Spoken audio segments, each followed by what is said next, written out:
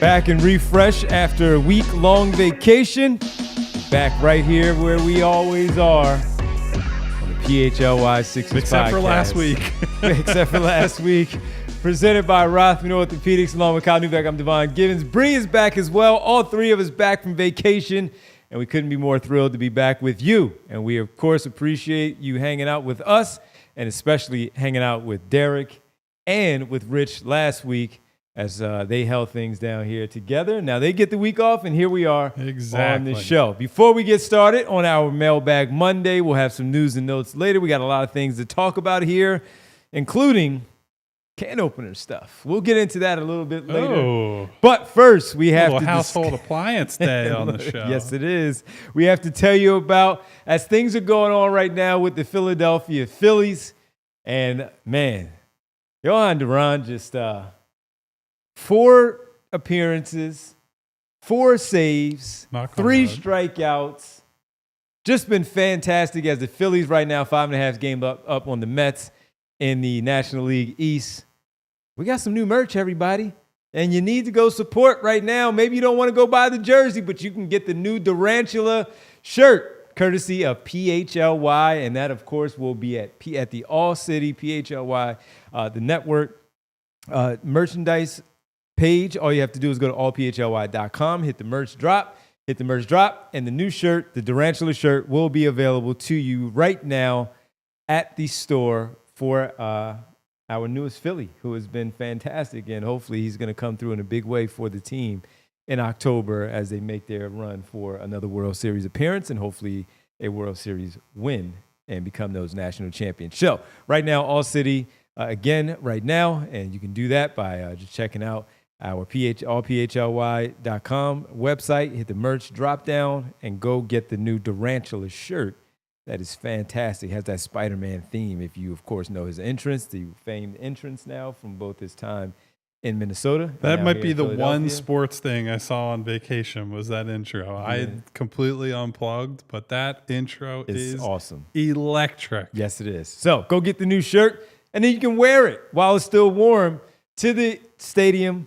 Check out the Phillies as they make their push for another World Series appearance. Kyle, good to be back with you, man. How was vacation? It was good. I actually think one of the mailbag questions was, how was your vacation? So that was... We'll get to that shortly. It's good to be back with you, and it was better to not have to do any work for a little bit, but got to pay the bills somehow. Yes, this is a fun way to do so. Yeah, good to have Bree back as well. Thanks, everybody, for it. Good to see some familiar faces there in the chat. We'll talk to you guys throughout the show and certainly with roll call at the end. But it is a Mailbag Monday, everybody. So as we do on every Monday, we take your questions. We try to answer those as best as possible.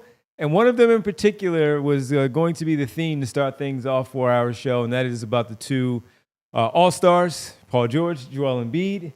So let's get to question number 1, Bree, of our Mailbag Monday here from veteran of the Psychic Wars. I like that. One of our treasured Discord members, obviously. Given all of the uncertainty floating around Embiid and George, what percentage chance do you think there is that both start on opening night? Interesting, especially with the latest George. You want to do that's 50-50. Either they will or they won't. You're right. I think where I'm at right now is I'd take under 50% for sure. Not based on any kind of new information. I know every time we say something, then people start to speculate or like, what do they know? Type of. But I think given that Paul George only recently suffered an injury and got a procedure done, given Joel Embiid's comments this summer in that long profile at ESPN about kind of operating on his own time, right? Not necessarily worrying about what other people are telling him or what other people's messaging might be, that going to listen to his body.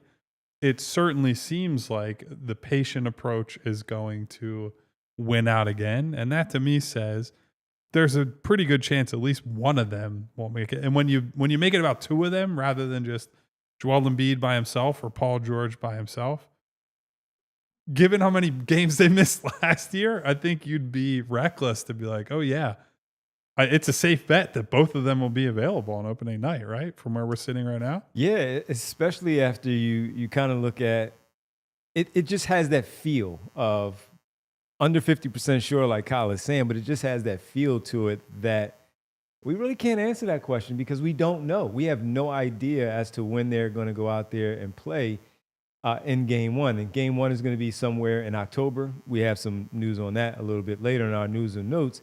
But we know that mid to late October is when we're going to get the first game of opening night for the NBA, and certainly the Sixers are going to be somewhere in that mix. But if you go back to now, dating back to last season, when they stopped playing somewhere in February and March, those in particular, yes, the games missed, but flat out shut down for the remainder of the year.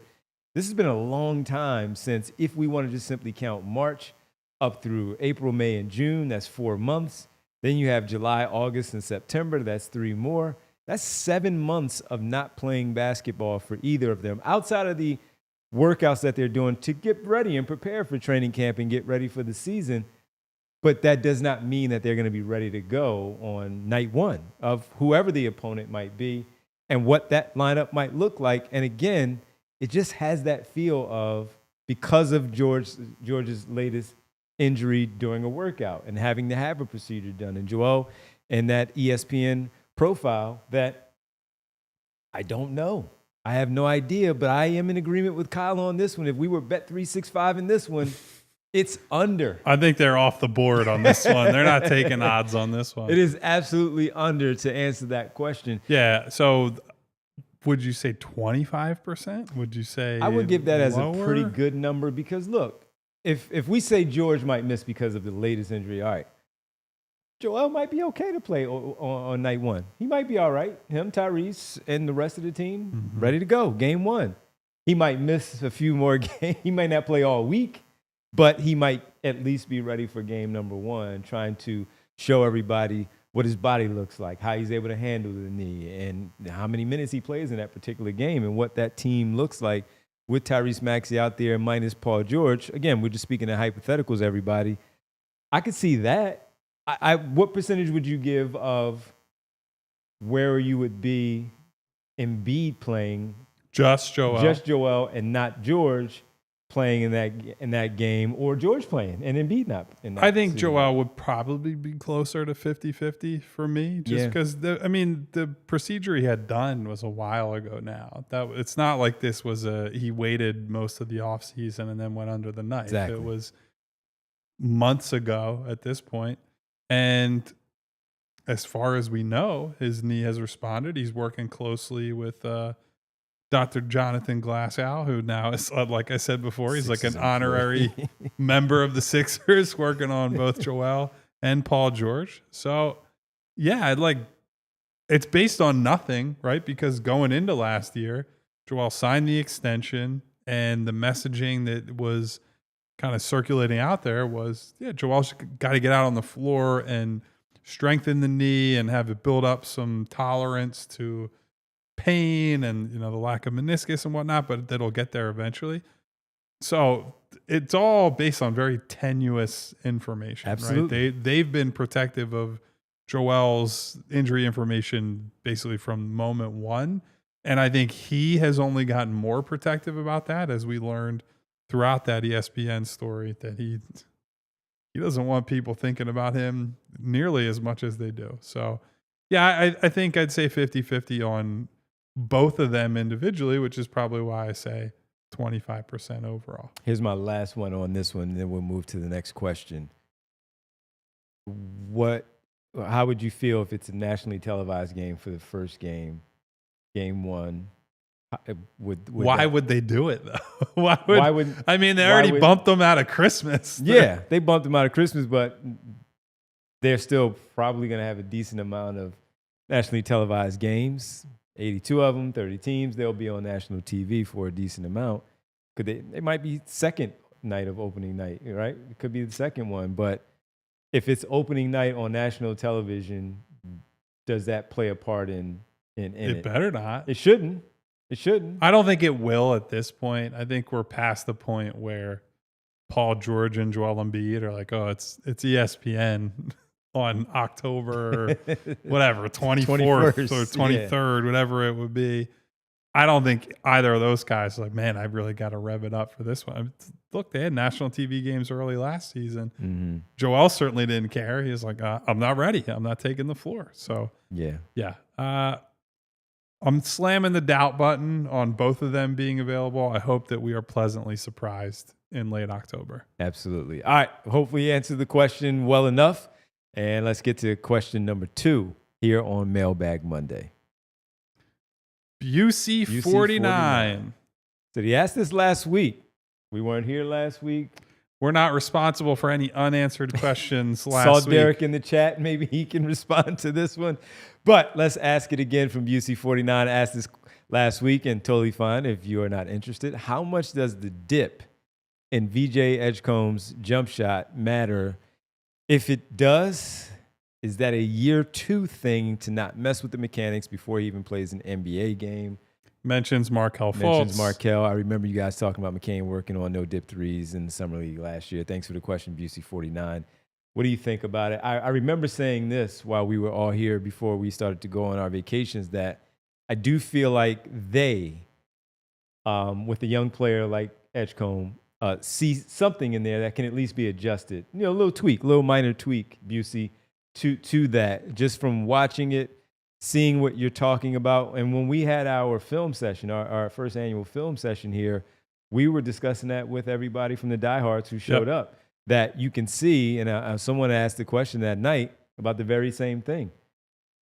Is it going to take too long? And our defenders, bringing up Dyson Daniels, some really good defenders in the NBA, Derek White, they'll swipe at that if you leave that hanging right there in front of you. So I think that is something that they may try to correct. And I think it would be his best interest to correct that, because NBA defenders are really, really good. Their hands are really good. And they can also even swipe at it while he may have his shooting hand on top of the basketball. Sometimes he might get the benefit of the call if they actually hit his hand, but they're so good that they can get it on the way up by tapping the side of the basketball, something along those lines, or just studying how he does it and finding that gap in between the guide hand and the actual shooting hand of going after it. So I do think it's something that they are aware of, and I do think it's something that they might address. Yeah, but I would say, I think dipping on 3-point shots is something that's more common than people. The reason why it's focused on a little bit with VJ is he's a high-profile pick, high-profile player, so people are going to be drilling down on every little detail of his game. But a lot of guys who are not the like true elite marksman type guys use a dip to get into rhythm. And I think the important thing, as you say often, Devon, is that he's comfortable with his shot, and also that the shot goes in at a decent clip. Right? And it looks good. It does look good. The base is good. The release point is good. And so I think the dip, it's not a non-issue, right? Because there are guys and there are teams that are more like just think about playing the Oklahoma City Thunder, right? It's an army of guys who are going to close out hard, have length, have athleticism, that they will get up into your chest as you're trying to shoot. And if you try to drive by them, then you're hitting another wall. So you want to be able to punish the few open opportunities you're going to get. Using a dip is going to impact that. But the counter to that is most of VJ's shots early on are going to be shots where he probably has time to load up a little bit. And you want him to be focused on the rest of it, like keeping the rest of his mechanics clean, consistent, simple, right? Because a lot of what he's going to do, at least as far as we know, right, is play off of Tyrese Maxey, play off of Jared McCain, play off of Joel Embiid, where he'll be a catch and shoot or a movement shooter type of player, rather than this guy's going to run the pick and roll and be coming off the dribble, coming around the screen and pulling up. And so a lot of those will be out of doubles, out of people getting trapped with the ball. And he'll be an open guy on the weak side. He's the release valve where you're not going to be in much danger of somebody is going to swipe that ball away. It will matter more if you're just trying to tighten up the process in these tight windows. And if they do lean into him as a movement shooter early on, and I think that's something you want to slowly grow him into rather than, hey, you're JJ Redick right away, right? That's when I think some of that stuff will matter more. But I think for a standstill catch and shoot player, the shot will get up quickly enough. And you can quicken the release without eliminating the dip entirely. And I think that's probably where they'd lean, right? You do the incremental steps where first it's just, let's get it. If you're going to dip with the ball, let's make sure that's as sudden and as quick as possible. And you get up and everything else stays consistent.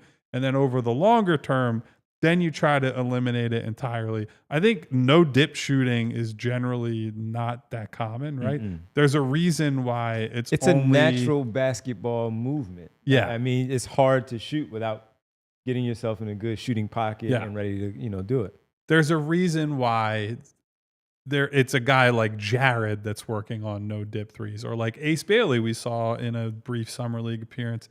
He's taking no dip threes because they are more natural. Like that's their more natural skill set. That's what you're asking them to do. Yeah. VJ can shoot, and I feel confident he'll be a good shooter long term, but that's just a piece of the package, right? So you want to bring them along and you want to make your small corrections without overcorrecting, which is what the Markelle portion of that question was about. So we'll see what it looks like from year 1 to year 2, Busey, and we appreciate the question here on Mailbag Monday. Let's get one more in before we hit the break, Bree. All right. And keep this one rolling.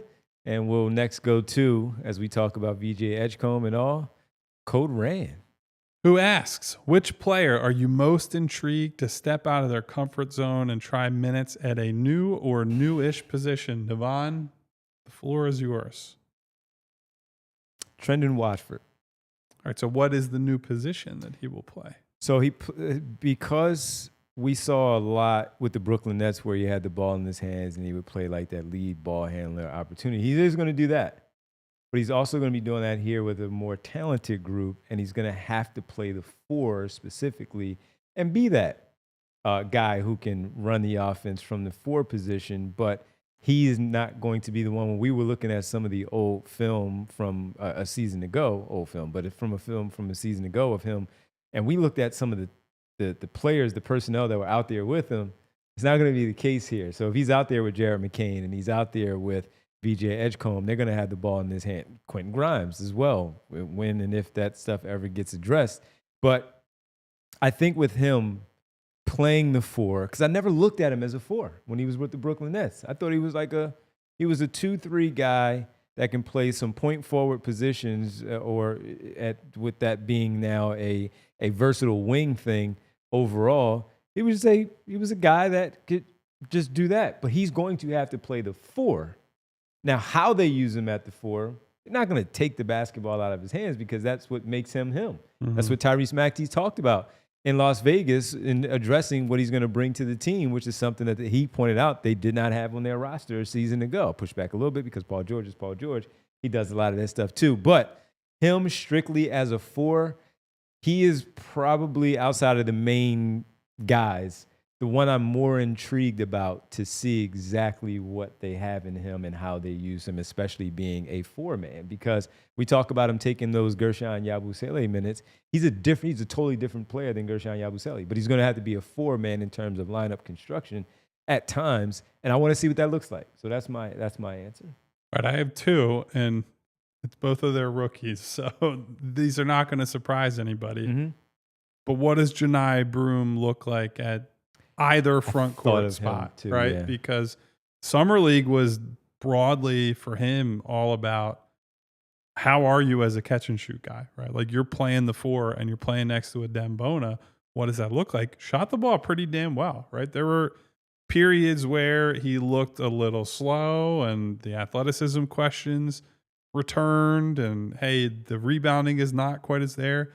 That started to come along as we got deeper into the Summer League. But on the flip side, he was way better than we expected as a shooter and certainly way more comfortable, right? Other than the end of that game against Utah to open Summer League, where I thought there was a moment where he should have let one go in the corner late in the game to potentially hit a take the lead in the final seconds of that game, he was rarely reluctant, right? It was open shot, I'm letting it fly. And so will he do that in real games? Well, frankly, they give him an opportunity to play a bunch of 4 if he's at all in the rotation.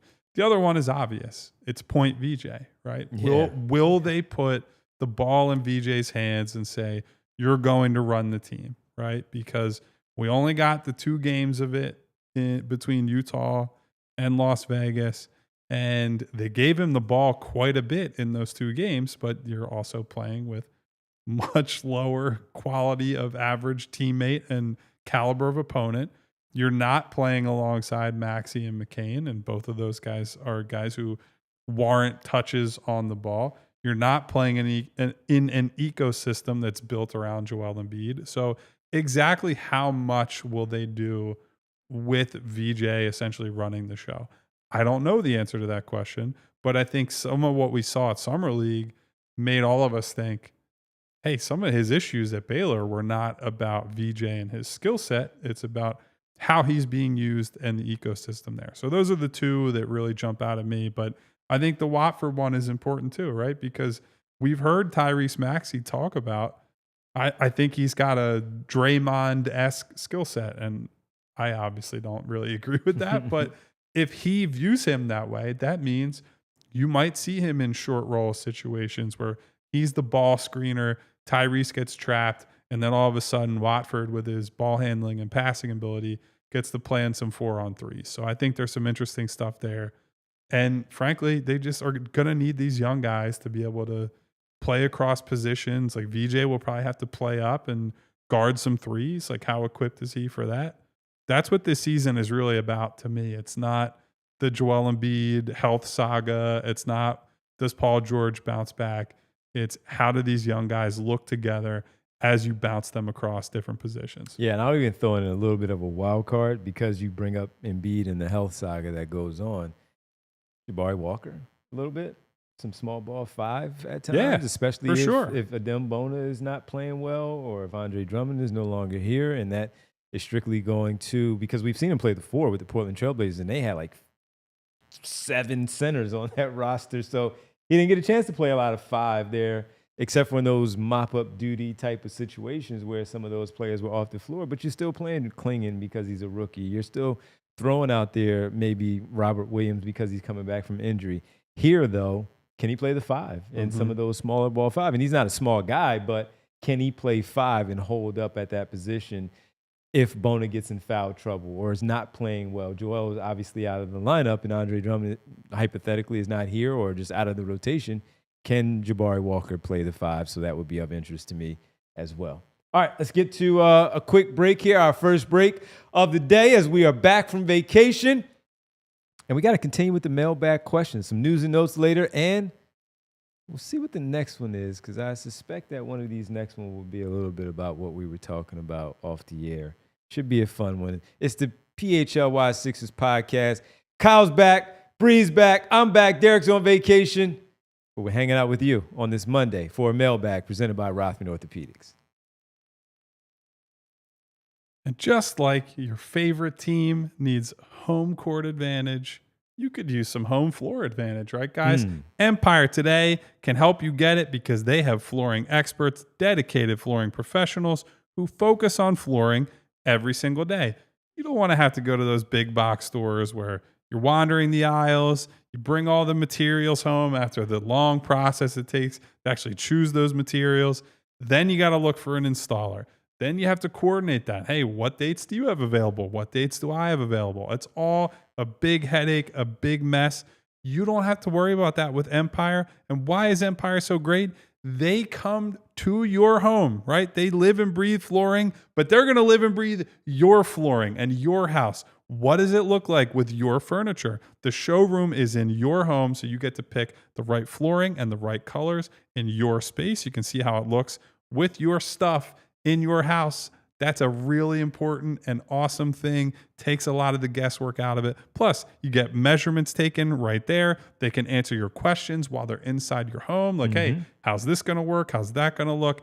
Empire Today gives you clear, upfront, inclusive pricing and instructions. Plus, you can schedule installation as soon as the next day, Devon.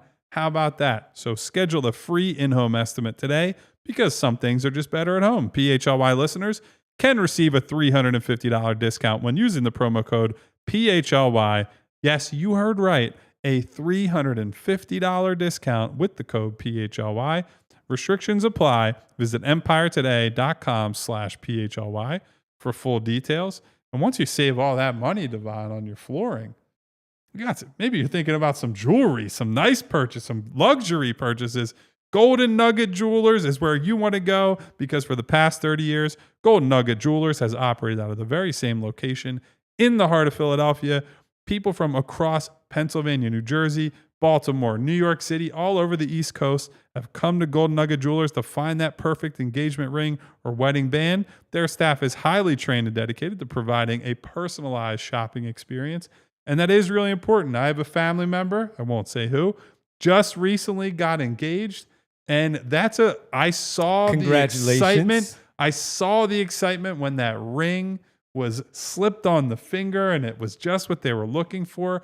You want to make sure if you're buying an engagement ring, you see your partner's eyes light up. They scream, they yell, they cry, whatever their reaction is, you want it to be a good one. Golden Nugget Jewelers will make sure you are taken care of. And if you're in the market for something else, they also have high-end watches, fashion jewelry, sparkling diamond necklaces, bracelets, earrings, and more. Golden Nugget Jewelers has been family-owned and operated since 1987, right on Chestnut and 8th in downtown Philly. You deserve an expert and the best price. Golden Nugget Jewelers, where Philly gets engaged. Visit goldennuggetjewelry.com today to learn more. Welcome back to the PHLY Sixers podcast presented by Rothman Orthopedics.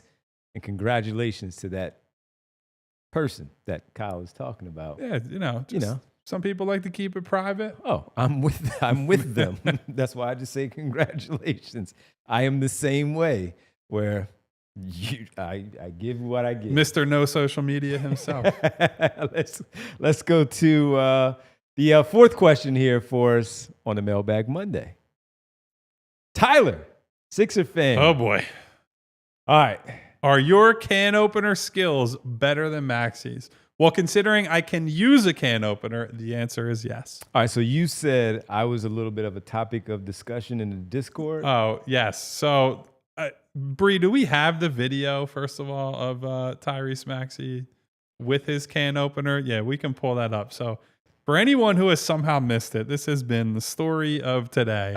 We must have gotten eight questions about can openers in general about Tyrese Maxey because he went on Instagram Live and he was asking the people, how do you use a can opener? And I was at an event this morning that I was not able to be part of the initial reaction and discourse.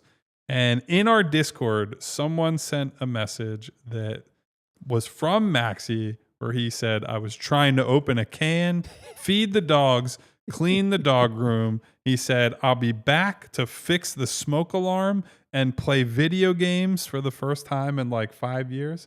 And I said in our Discord, I said, there's never been a man whose girlfriend is more out of town than Tyrese Maxey at this moment. And someone replied and said he actually said on the stream his girlfriend and his mom are out of town. I was like, buddy, I've been 24 years old. I've looked around and said, what do I do with myself and how do I do it? So Tyrese Maxey, this is the most I've understood you ever, despite the age gap and our, different pathways in life. We've all been there, bro. I do appreciate him all right, so here's the video for people who have not seen it. And Chef helps me use the can opener for my dogs. Well, tell me what I need to do. Somebody on here, help me out. Show me how to work this thing. Come on, bro. And normally, you gotta clamp it first, Tyrese. So I appreciate him just putting himself out there like that. Oh, listen, because it's important if you can't do something, ask for help. Yes, and Aaron says, ask Google. Because look, a lot of people can't do stuff, and you go to Google, and Google will give you a tutorial, quick step-by-step You watch thing. the YouTube. You can watch the video, bang, got it done. He said, no, I'm going to my folks. And I appreciated that. Now. But like I said, I relate to this moment. Because not this specifically, but I've been there where it's like, how do you tie a tie when you're like 20 years old or whatever? I never had to tie no damn tie for myself before. Right. And I didn't go to private school. I was a public school kid. My dad showed me how to tie a tie, but then I forgot. Right, because if you're not doing it regularly, it's a thing that you're like. So I'm calling one of my best friends like, yo, how do I do this again? All right, so Derek at Bree put it up there already on the screen. Derek had asked the question in the Discord, right, Bree? Yes. The question was, if any of the PHLY team did not know how to use a can opener, who would it be and why? And we had a reply that said, and I didn't get to say goodbye to our friend Zach Berman, but obviously we wish Zach well. Yes. Happy to welcome EJ aboard the team PHLY. But there was a commenter in the Discord who said, if ZB was still here, it was him for sure. But because he's not, my guess is Devon. And Devon turned after I told him that. I was like, I know how to use a damn can opener. So both of us can use them. I believe Bree knows how to use a can opener. Why me? Definitely. Why, I don't know what makes one? Devon seem like a suspect in the can open a can. Why can't I open up a can? Why can't I do that? I've been using a can opener. My mom's in the chat a lot. My mom taught me how to use a can opener when I was probably like 10, 12 years old. So I've known how to use a can opener for quite some time.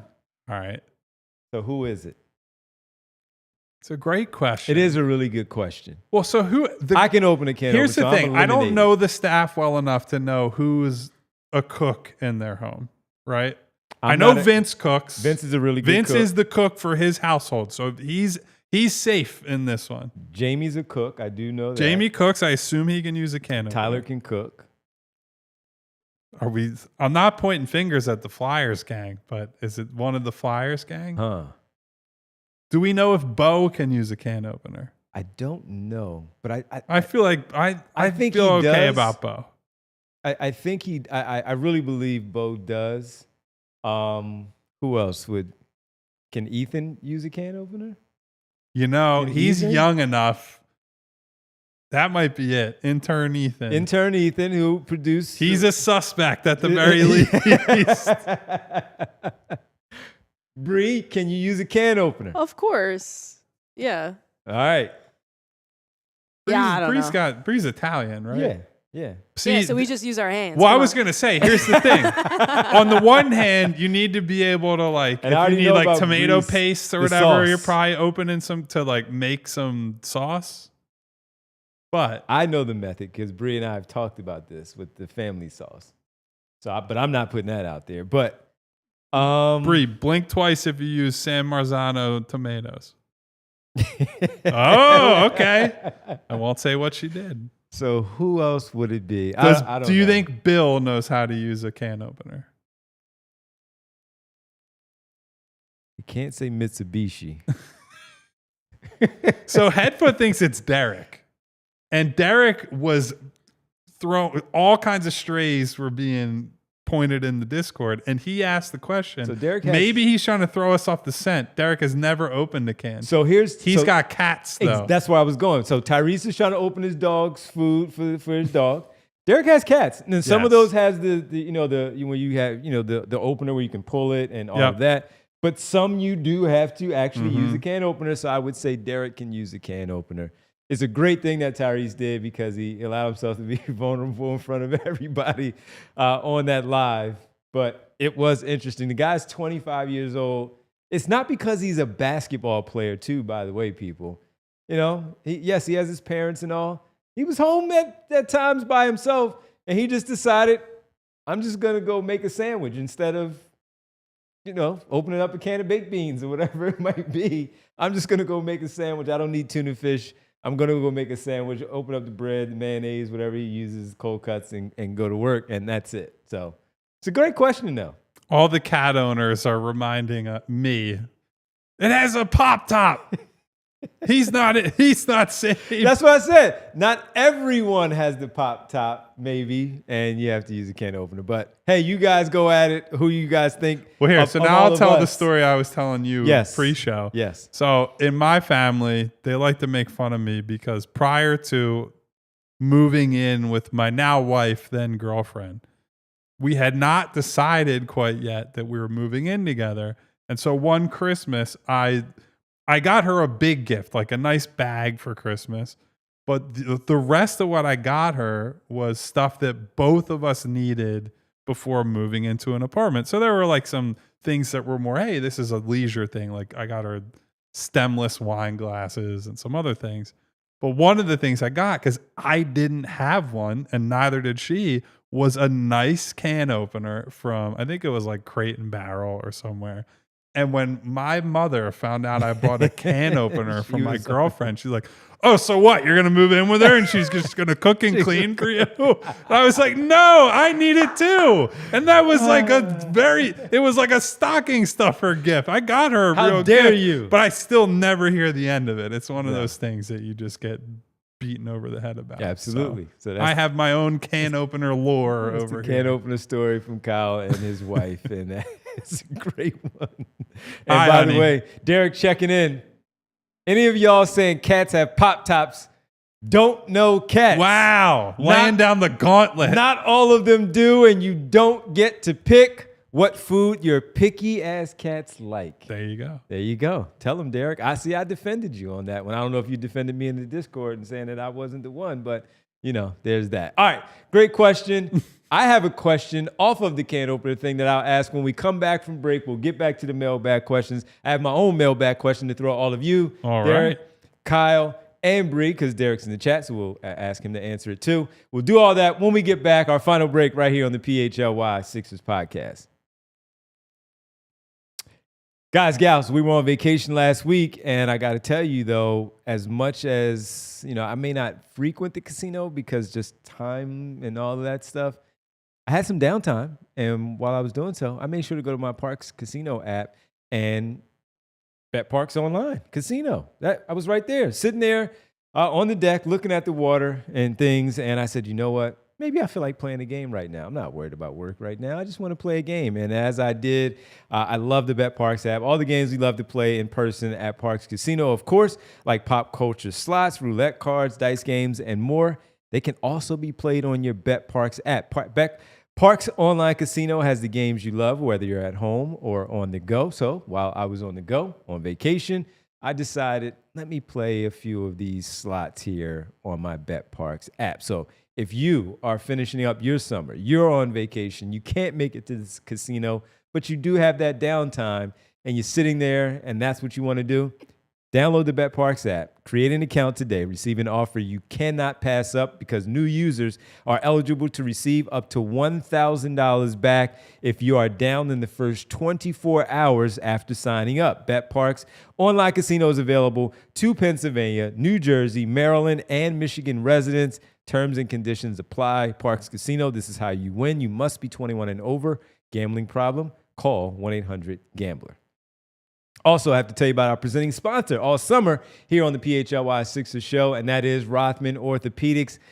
I come to you guys today, guys, gals, as we get ready for the football season. Unfortunately, we do get some news about Landon Dickerson, and it appears, based on the reports, that he might have a meniscus injury, but he's also going for second opinions. Now, while we're not joking about it, if he was going for a second opinion, I would steer him to the direction of go check out my people at Rothman Orthopedics because they handle everything. So with it, from aches and pains to old injuries or something as serious as a meniscus to get you ready for the football season, Rothman's team of experts, they're here to help. With evidence-based care and a commitment to restoring your mobility, they'll get you back out there stronger than ever. And with that, Rothman's 180-plus fellowship-trained physicians specialize in specific areas of the body and a multitude of orthopedic services, including hip, The knee, Landon Dickerson, fingers crossed, man. Hip, knee, spine, shoulder, and elbow, foot and ankle, hand and wrist, sports medicine, physical medicine, and rehabilitation, or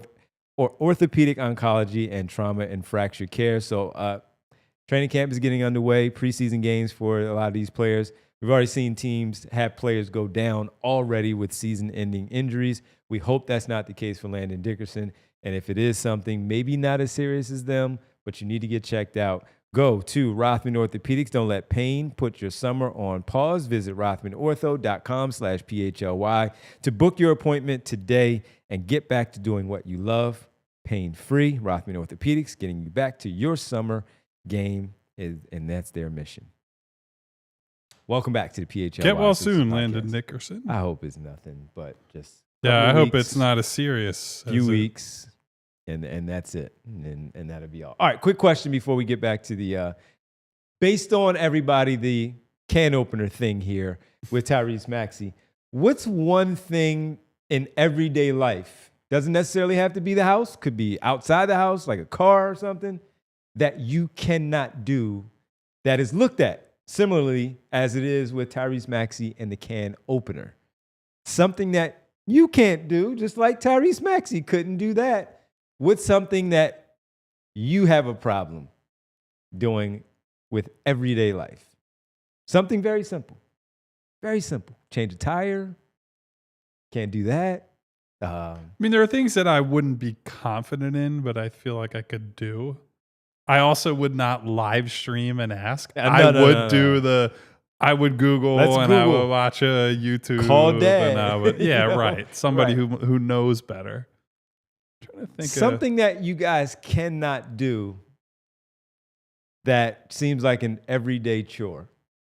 Something to get you through. Just throwing it out there. Throw it in the chat. Think about it. And let us know before we get out of here. Because Tyrese Maxey is the can opener. He's not the only one, folks. He's not the only one. Not the only one. Daryl Morey in the chat says, I can't quit signing aging veterans. There you go. Wow. But that's not an everyday thing, right? That's only a few days out of the year you have to worry about signing guys who are washed. Once the money's spent, you're good. Yeah. All right, so throw it in there, and we'll get back to it as we go along. All right, Bree, throw something up there for us from the mailbags on this Mailbag Monday. Let's see. Greg Otto says, random hypothetical. Let's say someone comes out of nowhere for Grimes' team. What's the plan then? Yeah, so essentially asking if, for whatever reason, like a Brooklyn or a Utah or something, I actually would have to look at what Utah's situation is now that they've acquired some of these vets. I don't know if they have as much non-guaranteed money. That? I did. Yeah. Wow. You were on vacation, so I didn't see I just saw he was back in Utah. I didn't see almost anything else about it. Yeah, so like a Brooklyn shed salary somehow, and they said rather than paying Cam Thomas a bunch of money, we want to sign Quentin Grimes. Then what? I mean, the then what is not much is happening, right? No. The thing with Grimes is that the value is having him in restricted free agency, where you can match offers and you can give him more money a lot more money than you could give any free agent because of where their salary cap situation is. If he were to decide to go elsewhere at this point, you just don't really have mechanisms to go out and sign other guys. Anybody who you'd want to sign if you had money laying around anyway has already been snatched up. So really the main byproduct of this would be you're going to see a lot of the young guys, right? That would be VJ Edgecombe, rather than being a super occasional 3, you might be playing minutes at the 3 in the first month of the season. Get ready, buddy. Right? So we're going to stress test you. We're going to just play you a ton of minutes right away. That would be the most immediate thing, is I think VJ and Jared in different combinations, right? You would just say, hey, if Quentin Grimes was the win now type of guy early in the season where you start him and you play him a lot of minutes, and we don't play Maxey McCain together, if that's Nick Nurse and Daryl Morey's thinking, if Grimes is out of the picture, you just kind of have to rip the Band-Aid off and say, we're going to try to accelerate any growth, any developmental reps, combinations we can put together, because you're just like, let's be honest, you would not be able to be as good right away. You have a bunch of young guys who are figuring it out and have weaknesses that are going to be amplified playing together. But you say, we're willing to absorb that. We're willing to let them play through that. And you just do it. So I think that would be the main side effect. But as far as like what happens, there really is not a follow-up in terms of, they can't just say, all right, we wanted to give Quentin Grimes 15 per over 3 or 4 years.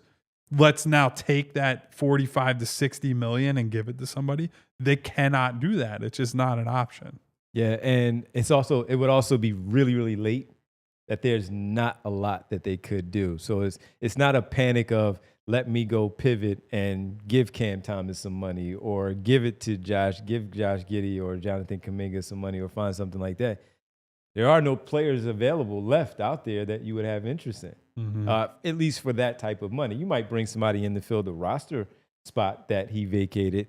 But other than that, Kyle's right. That's it. You just get ready for the guys that are already on the roster. VJ Edgecombe, step up, and then you'll get more Kelly Oubre, Trendon Watford, and see what these lineup combinations look like overall. So Quentin Grimes, still out there, man. Still out there. A small little thing from Jake Fisher on Sunday. Jake just saying that he still believes that in the Substack with Mark Stein, that he feels like things are still as they have been. Feels like the Sixers are going to bring him back.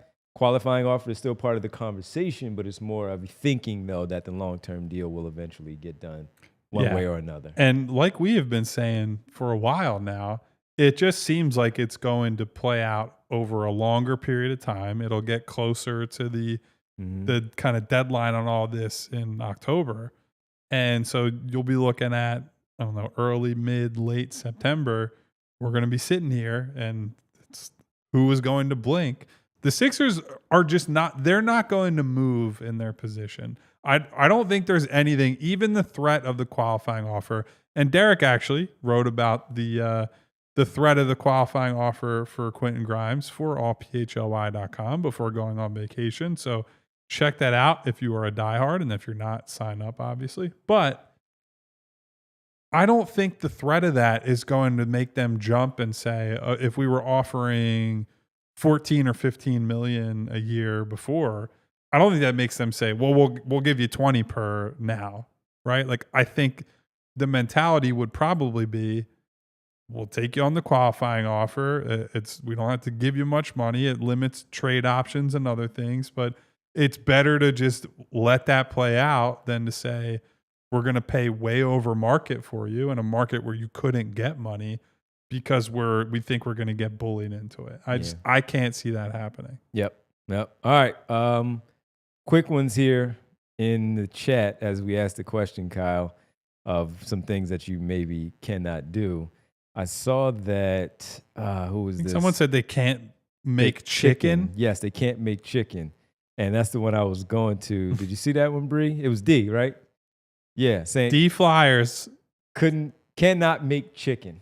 It's something. And look, so I buy chicken that's already cooked. You get the rotisserie. Yeah. Honestly, done. If you are a young person watching the show who doesn't cook for themselves a lot, and you're trying to have an easy addition to a meal, get rotisserie chicken, and you can like shred it. You can use pieces of it to just add to very basic like pasta recipes, for example. You could make some kind of pasta. You can roast some broccoli in the oven. Yeah. And just like throw some chicken, shredded chicken into that pasta, get some more protein in your life. It's very versatile. You can throw it in all kinds of stuff. You use it for dips if you're making a dip. Rotisserie chickens are very useful if you don't want to go through the process of like boiling chicken, shredding it, or like however else you might want to prepare chicken. All right. So another one says it's the court gesture 007. And I know your avatars, but we have so many regulars that I can't pinpoint who it is, but we love you. It says, when I was 24, I couldn't change my tire. My ex kind of freaked out about it. Now I'm in mechanic school.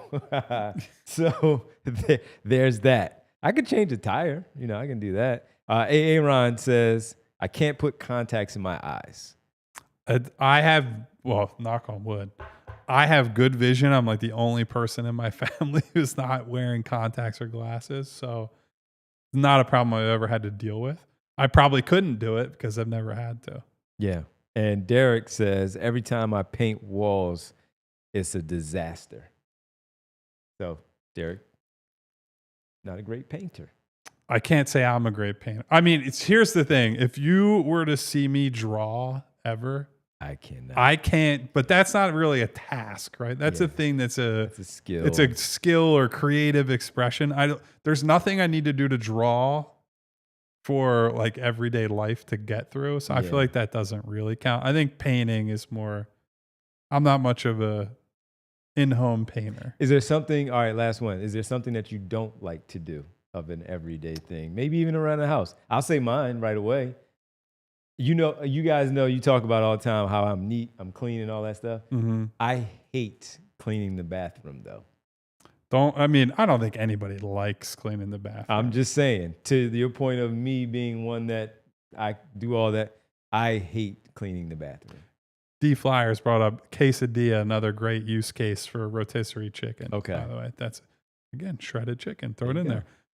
Here's one for you. Cleaning an outdoor space is like, it just offends me that it's a thing you have to do. It's like, you're outside. The concept of like, I have to clean outside just seems wrong. My mom and dad used to always say, go outside and sweep. And it's like, bro, this is nature's turf. I don't live here. The trees do. Let the wind blow. But in our, we have a backyard area at our house, right? And there used to be 2 huge trees. Somebody actually moved in on the block and got one of the trees eliminated, which frankly was a big help for me because it saved a lot of leaf, and it has these little berries that fall around this time of the year until the fall that stick to everything, and so it cuts some of it down. But having to go out there and just sweep so we can sit out there and enjoy an outdoor space is really aggravating. It's just like, why is this a thing I have to do? Go get the dustpan. It's bad enough I have to clean inside my house. Now I have to clean outside of it too. Bree, do you have one? Whether it's the you can't do or one that you just can't? You know what I hate doing? Yeah. I hate going grocery shopping. Interesting. Yeah. Bree, you need to get familiar with like, I won't name the company, but like where you just pick it up. Yeah. Not that they deliver it to you, because a lot of times they'll say, oh, we didn't have this, and then it shows up and you're like, well, that sucks.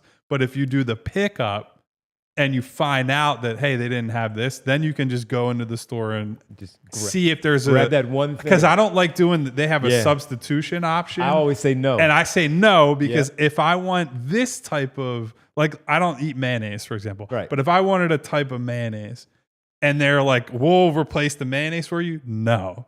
If it's a mustard, like, I don't trust you to pick a new mustard for me. Like, whatever. So then if you do pickup, you can go into the store and like do the little stuff. Yeah, so like Bree, that. that's easy. You can do that and just go get the but then stuff. it's like the unloading and then carrying it, you know, like down like wherever I'm parked, like 5 blocks away. I would sever from that, honestly. I would no severance, no. severance from grocery shopping. Oh, now I have to talk to Bree about, did you get the show? No severing. Oh man, a couple in here. Sweep the sidewalk, absolutely. I'll fade it. Sweep the porch, yes, D. Mopping floors, Winona says she hates doing that. Jess says she hates washing dishes. D says weeding. That's another one. I've never had that's to an do offensive. Who am I to say what's a weed and what's not? I've never had to do that. I guess there are probably scientific classifications for it, but also it's not my territory. It's the plant's territory. Yeah, absolutely. Bree, let's get another one in. We went off script a little bit, but that's the fun of the show on the Mailbag Monday. What do we have? Brian B. Knight with the Sixers bringing back the Iverson era jerseys. What is your favorite Sixers jersey of all time? By the way, that has not been made official. It's just been said. I got a kick out of this. This was one of the few basketball things that made it to my consciousness while I was on vacation. Just saying, though. this was not a new report. We've known this for like a year. Yeah. This has been probably longer than a year at this point. This has been out there for forever. And for whatever reason, last week, because it's August and nobody has anything to talk about, was the Sixers are bringing back their black. It's like, bro, where have you lived under a rock? Are you By the Patrick way, Star? You can go check out allphly.com, go to the merch section, and get our version of the PHLY. That's right. 2001 era jersey. This beautiful shirt that Devon Is and that I your were- favorite? Yeah, we did have a hand in that. Is that your favorite? It jersey? is not. My favorite are the early 80s jerseys. Mm-hmm. In part because it's the last time they won, but also it's just a very clean, classic red, little bit of blue, not that much blue, but the red jersey just says Sixers. There's no filla, there's no other nonsense. Sixers across the chest, good lettering, good numbers, keep it classic. Those are the jerseys. I don't need the jerseys I like are very simple, right? Like, as much as I hate the Celtics, those are classic Classic jerseys. is classic. Yeah. The Bulls, the classic Bulls. Yeah, Bree pulled it up. Look at those beautiful jerseys, man. It helps that Dr. J is one of the like 5 coolest human beings to ever live or work in Philadelphia. So that's definitely a thing. But I was going to agree with you. I don't know if that was going to be a popular one for our show. That uniform, to me, that jersey, and the shorts just go along with it because you guys know I'm a big shorts person. So it's one of the basketball shorts. I mean, everybody, NBA shorts or college shorts. That's the one. Yeah. That is the one. And it's just clean. The shorts are plain, has the logo on the short on the left side, and it's perfect. I was wondering if anybody was going to make a joke, and I see Gene Ross says, like the Iverson era and the 92 star jerseys that had the star. Remember the star going across? And Charles Barkley at the time, I'll never forget, saying, it looks like something my daughter drew. I actually do. So here's a funny thing. My dad, style-wise and all this stuff, it's a terrible, terrible jersey. All of that. But there was something about number one. I used to always ask my dad. There it is, Bree. Yeah, that one. I have is that Manute Bol lurking in the background? Manute Bol. I have the warm-up jacket, the Mitchell & Ness warm-up jacket of that one, the white one with the Mitchell & Ness, just because it was the stylish thing of it. And so, the kids have it and all that stuff. They can wear it whenever they want to wear it. But it was just more of a style thing. And I used to always say to my dad before they started doing it, I missed one of my call-ins, I guess. Why don't they release this stuff? This is back in the 90s, right? I'm like, Dad, late 80s, early 90s. Why don't they release this? Sell this. Here they are, where they do that stuff. And that is one of them, of course. That was an awful, awful jersey uniform combo. I feel like where I'm really out on a limb with people of my age or generation is I hate most of the 90s basketball jerseys. I think they're just ridiculous looking. Like, I know people love the giant hawk on the Atlanta jersey. I hated that one. The purple raptor dinosaur jerseys. I like that one. Yeah, I like that. I just I don't need all the extra. It's just they're busy. Yeah. I like nice and simple. Okay. And now I will say where they have gone wrong is the logos I'd like to be like fun and vibrant. There's actually a great tweet. I wish I remembered the exact phrasing that was like America's slow descent into fascism as described by the Milwaukee Bucks logo. And if you go back to like the 70s, it's like a buck like spinning a basketball on its finger, and it's the deer is smiling, and now it's like the most evil, just like glaring deer on the front of the Bucks logo. So I'll see if I can pull it up and I'll send it to Bree. But I like fun logos, but I want the jerseys to just be simple, clean, and classic. All right. So with that, we're going to step into a little overtime, everybody, here on the PHLY Sixers podcast on a Monday for the Mailbag Monday. Thank you, everyone, on the television side, on the Fast Channel. Head on over to allphly.com to finish all of the things that we're discussing, from jerseys to mascots to logos, all of that stuff, and your questions here at allphly.com. I found the tweet. I sent it to Bree, so we can pull that up at some point. I like the Raptors. Maybe we'll do a show on that one day this summer about Just the best jerseys. Hey, we don't have mini pod at least. At least that one, because I think we can get a lot. We can get a lot out of that one. And as Bree pulls this one up, we'll get ready to close it down and get ready. Yeah, I think we had a super chat early on that might be a mailbag question. We did, and we'll get to the super chat. Look at that. So that first logo. Look at that. The first happy one is the best buck. It's like, hey, that's the best one to me. Yeah.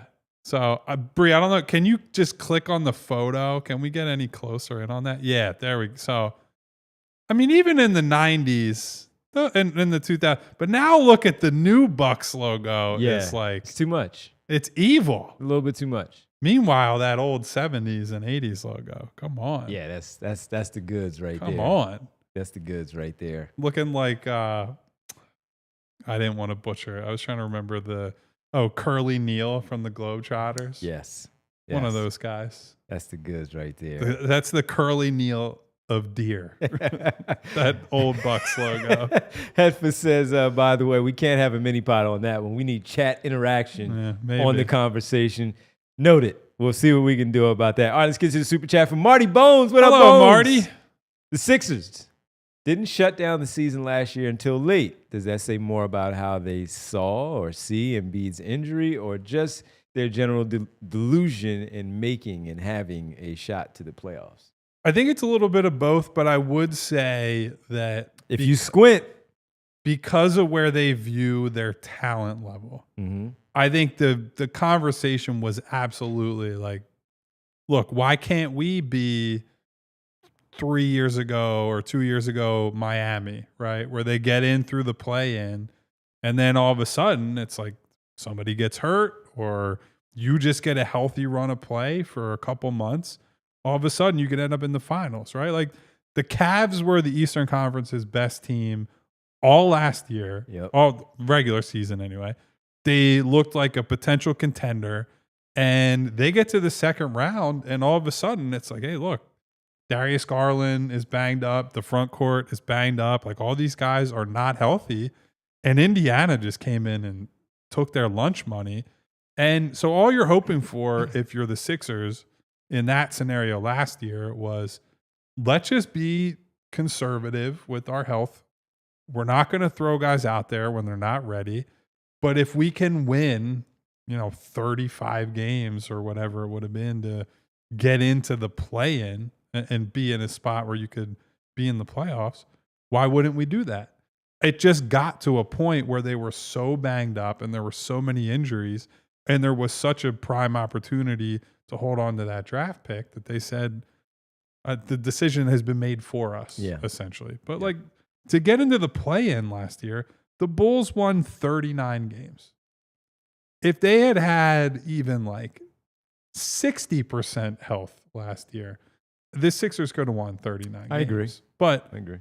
They didn't even get close to 60% health. So, I think a lot of it was based on the idea that the play-in is an opportunity for a team exactly like the Sixers who believed in their inherent base talent level and just needed a shot to get into the playoffs, and then the rest would take care of itself. Absolutely. All right. We appreciate it, Marty Bones. Thanks for the super chat.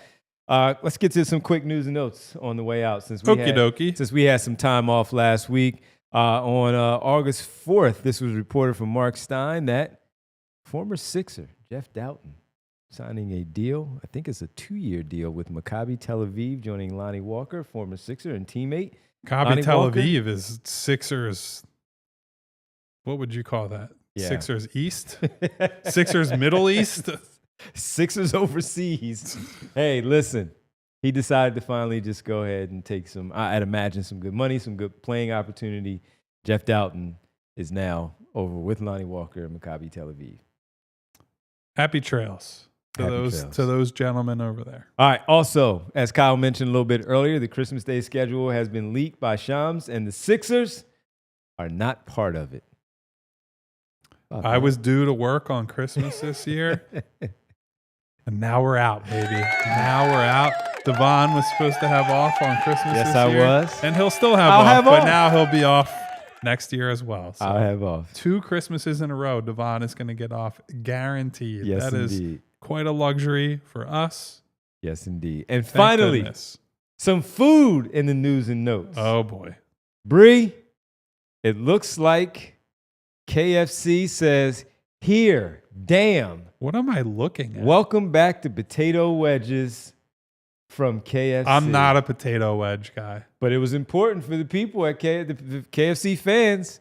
They love KFC. I like potato a wedges. thin, crispy fry. It was very popular, and they took it away. Welcome back. It appears on August 18th that they will be returning in the United States. The potato wedge from KFC saying, here, damn, since you bothered us so much, we'll bring them back. They replaced them with fries.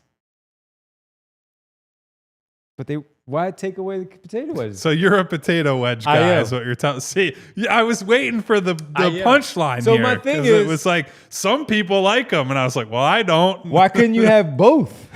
That's fair. That was my thing. Because if you have the potatoes anyway, and people want the potato wedge, so here's my question: Yes.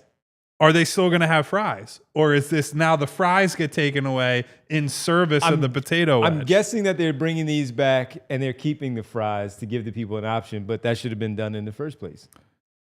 So here's what I would say, especially at a fast food place, because they're getting mass distribution, average quality of the potato is not good enough for me to want more of the potato in my potato food supplement, right? Right. I want less of it and more of just the crisp. I want it's a vehicle for other things, for a sauce, for whatever. And as something that's like, oh, I'm eating my sandwich, or at KFC, I might be having like a drumstick or whatever it might be. Let me just get a nice little crunch here alongside my potato wedge. Not doing it for me, but I'm happy. Whoever was, fighting the good fight on behalf of big potato wedge. Yes. I'm happy for you. Yeah. Yeah, I was fighting that good fight.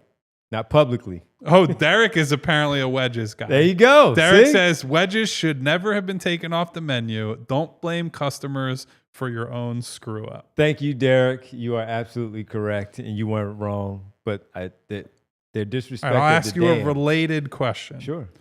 What is another item that was taken away from, let's say, fast food, but you could expand it, but taken away from a fast food menu, either that you were upset about or was brought back and you were excited about? When I was younger, and since we're not going to keep plugging all these fast food spots, but we'll just say BK, right? We know all BK. Yeah. I loved when I was a younger guy, the Burger Buddies. They were they were just basically... so were they like White Castle sliders? Yeah, they were like sliders. They were Okay. sliders that Burger King had, and they took them away. And I said, where did they go? What the hell? Why? They were very, very easy. I was younger, of course. I liked the Burger Buddies from BK when I was younger, and they have never brought those back. Never. And I saw our buddy Roy said, now KFC bring back the Chicken Little. It was a mini chicken sandwich that they had. You ever have the Chick-fil-A, the breakfast mini chicken sandwiches? They got a little syrup on them. I've never had them. Ooh. Yeah. I try not to eat a lot of Chick-fil-A, but I mess with those. So this is not mine. This is one I know my mom was very excited What's about. up, Mom? So we used to go to the Willow Grove Mall, was the mall I went to growing up. It was like fairly close to where I grew up. And they had a Taco Bell in the food court. So my mom and I would always go. My mom really liked Taco Bell, as did I. So that was like a mother-son thing when I was younger. And Taco Bell. Look at the Burger Buddies. Oh, yeah. Yeah. Taco Bell got rid of the Mexican pizza. And you would have thought it was like JFK got assassinated. And then they brought back, Taco Bell brought back Mexican pizza. And my mom was like, she's like one of those people camping out for a midnight release. She was like, I will be there day one of the Mexican pizza. So mom was very excited for the return of the Mexican pizza. I'll give one more, and Bree, you got to give one. I give one more. And this was recent, Kyle. This was like in the last year. Mm-hmm. We all like Popeyes. I know you like Popeyes. Oh, yeah. I like Popeyes. They had, I don't like biscuits.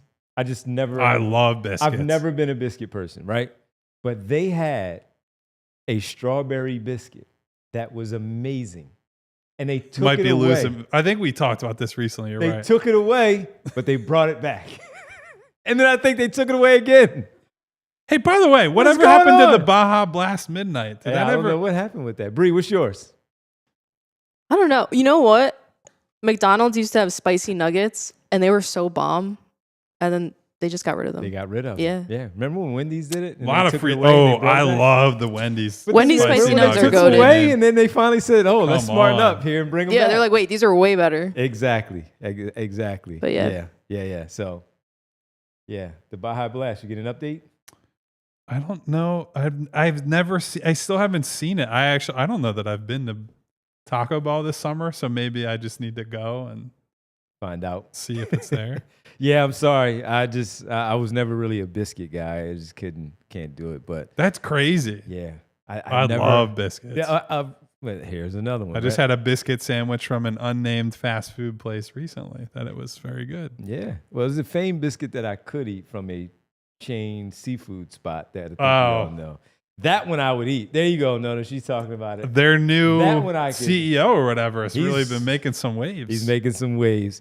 So there's the food portion of the show here on the PHLY Sixers Nona knows. podcast. Yeah, she knows. We will not say it. Yeah, she knows. No more free promo after 6 minutes of free Exactly. promo for every fast food restaurant in existence. Welcome back to Potato Wedges, and hope you all enjoy it. It won't make me run to them, but welcome back. They appear to be back on the menu starting next week, and that'll be good. Oh, good shout from SB Cole. I'm out. The bounce back from Domino's. I'm out.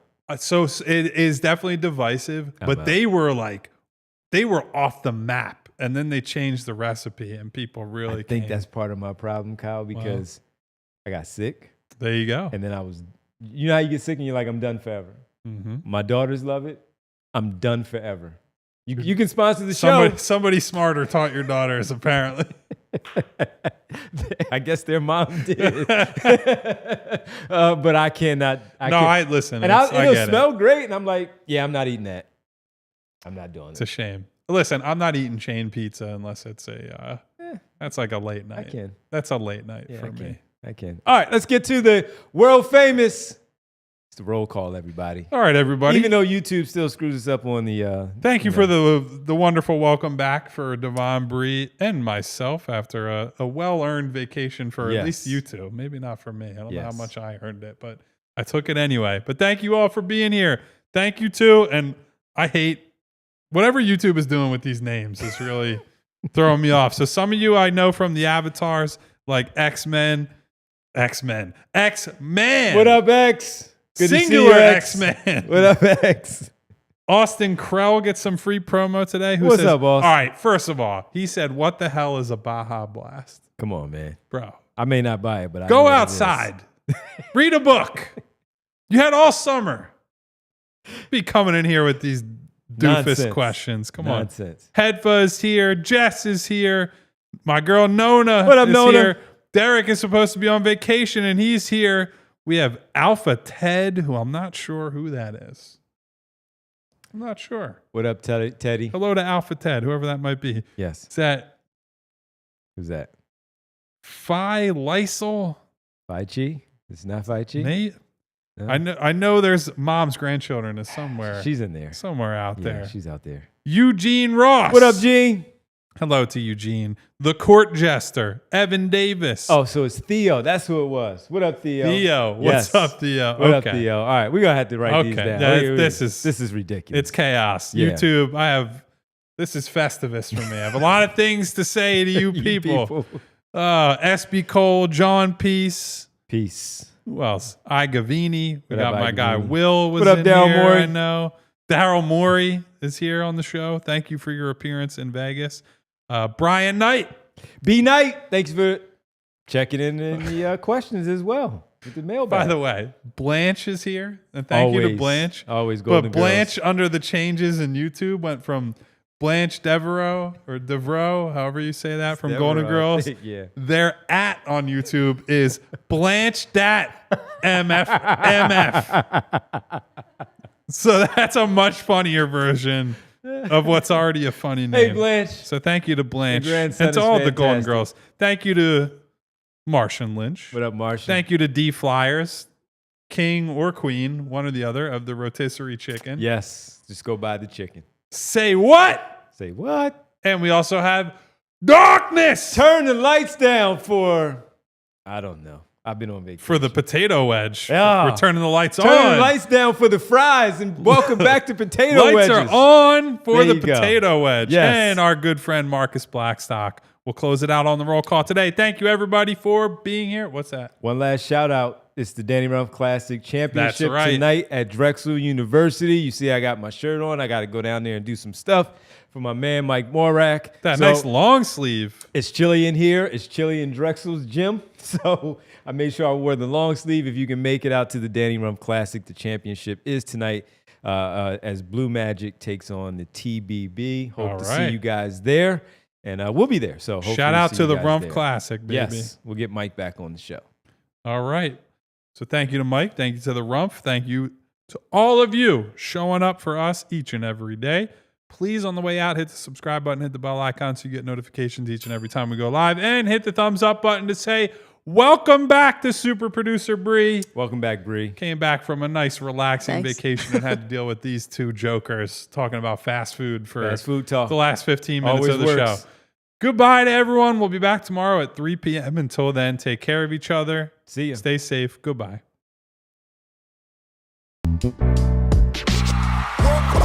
We all silly like the mayor.